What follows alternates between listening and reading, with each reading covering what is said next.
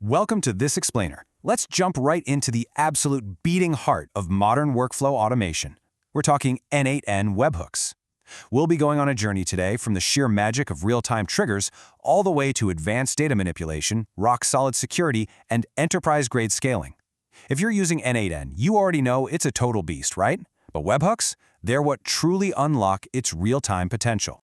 So here's our roadmap. We're going to cover the webhook concept, webhooks versus HTTP requests, taming JSON data, securing endpoints, preventing overload, and getting production ready. Let's do this. All right, Section 1, the webhook concept. At its core, a webhook is basically an always-listening endpoint. Think of it as a unique URL that springs into action the literal millisecond an event happens in an external app. A payment succeeds in Stripe. Bam! A new commit in GitHub? You got it. A form submission in Typeform? It's there. Instead of you constantly checking for updates, the update comes directly to you, instantly kicking off your N8n workflow. To really appreciate how awesome webhooks are, we got to look at the old way of doing things, which is polling. Polling is, well, it's incredibly inefficient. It's exactly like the donkey in Shrek, just constantly badgering a server over and over. Do you have new data? How about now? Are we there yet? Webhooks completely eliminate all that wasted effort, and they save your API limits. You just sit back, relax, and the data arrives exactly when it's ready. Moving on to Section 2, webhooks versus HTTP requests. Okay, so these two core N8n nodes, they trip up beginners all the time, but honestly, it's super simple once it clicks. The webhook node, that's your inbound catcher's mitt. It sits right at the very start of your workflow, just passively waiting to catch incoming data. On the flip side, the HTTP request node is your active outbound paper airplane. You use it anywhere after the trigger to actively reach out, call REST APIs, and push or fetch data. So webhook is inbound, HTTP request is outbound. Make sense? Which brings us to Section 3, taming JSON data.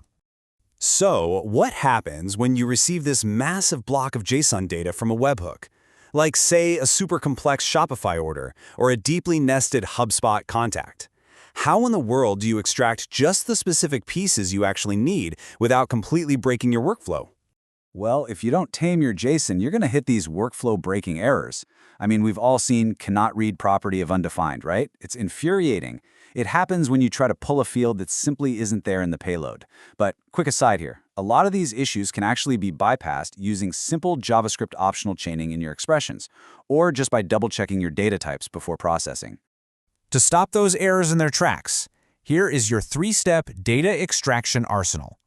First, if your JSON arrives as a flat string, grab a code node with json.parse to turn it into a usable object. Second, use the set node to cherry-pick the exact nested fields you need. Like, if you just want to isolate a company name from a massive profile block, that's how you do it. And finally, if you get a list of items, the split-out node is your best friend. It is absolutely brilliant for breaking down a JSON array into individual items so your workflow can process them one by one. All right, Section 4, securing endpoints. Here is a crucial, absolutely vital point. N8 webhooks are public by default. Yup, public. Without manual hardening, literally anyone who finds your static URL can trigger your workflow. A bad actor could flood your endpoint, completely fry your server's CPU and RAM, and rack up some massive execution costs on your third-party APIs. You have to lock the door. When locking things down, you got to pick the right tool for the job. Basic auth, it's fine for simple internal scripts, but remember, it sends credentials with every single request. Header auth is usually the go-to standard for custom integrations because you can require a custom header like XAPI key. But for absolute, bulletproof, enterprise-grade security with external providers like Stripe or GitHub, HMAC signature verification is the undisputed gold standard, hands down. Now, if you're setting up HMAC, you have to follow these exact steps to ensure the payload hasn't been tampered with. And listen closely to step 2.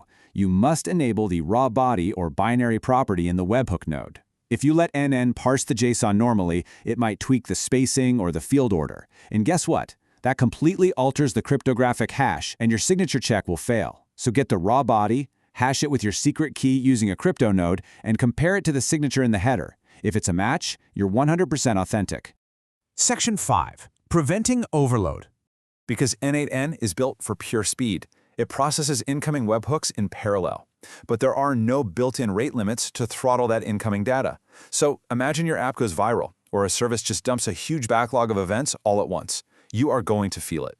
You'll see symptoms like 90-second execution delays, entirely unresponsive workflows, and honestly, you might even have to manually restart your server just to bring things back to life.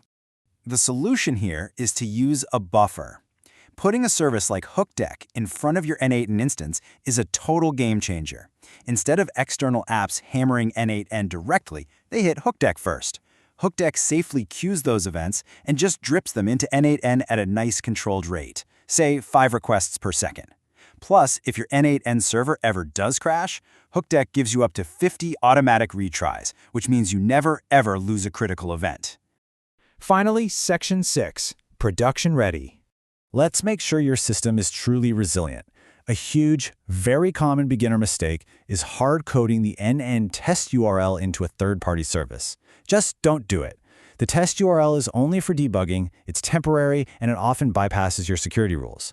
For real live traffic, you absolutely must switch to the production URL and set your workflow toggle to active to strictly enforce those authentication rules we just talked about.